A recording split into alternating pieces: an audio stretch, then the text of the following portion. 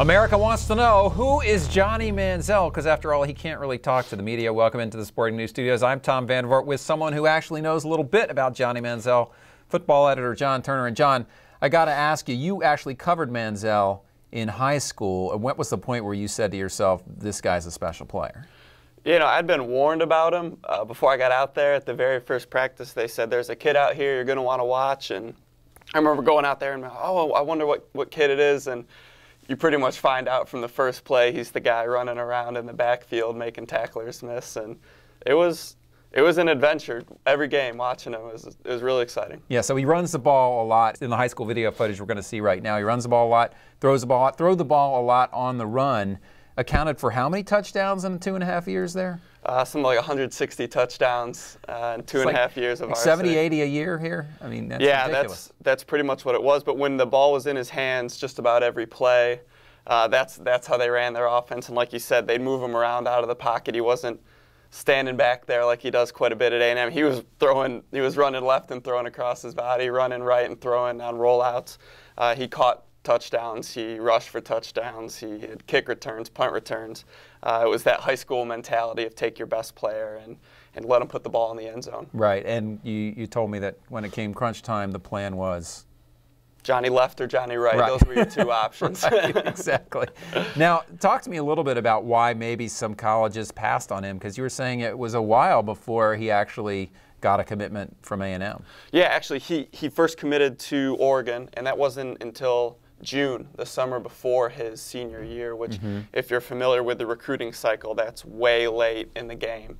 But plenty of scouts came out, and in many instances they're looking for a guy who's 6'3", 6'4", what they found was a guy who's 6 foot 6'1", and they're looking for a guy who's going to stand back in the pocket and throw, and as we said, he's rolling out quite a bit, kind of an unorthodox throwing style in many instances.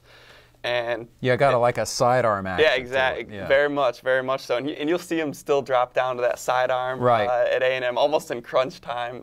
Well, that play against Alabama where the ball comes out of his hands and he rolls to the left and makes that throw back to the right was very reminiscent of what we saw in the high school. Yeah, that was vintage Tivy Johnny Manziel. Almost the best thing he used to do is he'd drop back, take his drop, and then he'd run forward 2 or 3 steps and kind of disappear into that pile.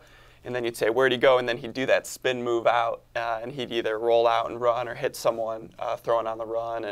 And that's how he accumulated all those yards in high school. Talk to him about sort of as a team leader and a person. What can you tell us about that aspect of John? Well, that's the first thing they bring up is his charisma.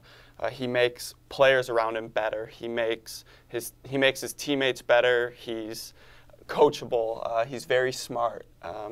Talking about before games, he's all business. He's in his little cubby hole, going over his 2-minute drill and trying to be a step ahead. He's a perfectionist in practice. He's not yelling at guys, but he's making sure things are done the right way and for the right reasons. You know, there's a reason that a guy who's a redshirt freshman is having all this success, and a lot of it is natural ability, but his preparation is great, and his attention to detail is extraordinary. You know, the other thing I noticed, if you look at kind of his career thus far, just this season obviously, started out very well, had a very tough game against LSU, 3 interceptions, they lose that game, but if you look at his stats and his play after that, he really bounced back and the team really bounced back. It is, and in the highlights, in those high school highlights, number 10 is his primary receiver, Manziel Ironside. They're still very close, and Manziel told me that he asked Johnny what his greatest regret was so far in his season, and he said without hesitation his decision-making in the LSU game that really got to him.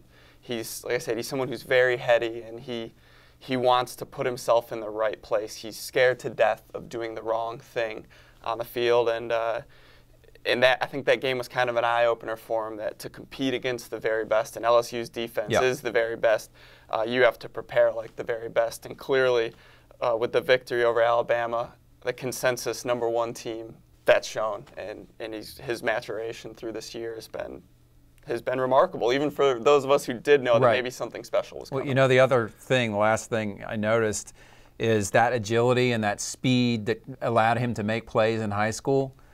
it still allows him to make plays. He's certainly not Yeah. overmatched in terms of physical ability. He's extremely elusive, extremely agile, and extremely fast for a college football player. He is fast, and that's another one of the knocks on him was that maybe coaches thought that he was a guy that just happened to line up under center, who could run around a little bit and would throw. Some of those tacklers he was eluding were just high school kids. Right. But make no mistake, he was playing some of the best defenses in the state of Texas, which has some of the best football players in the country.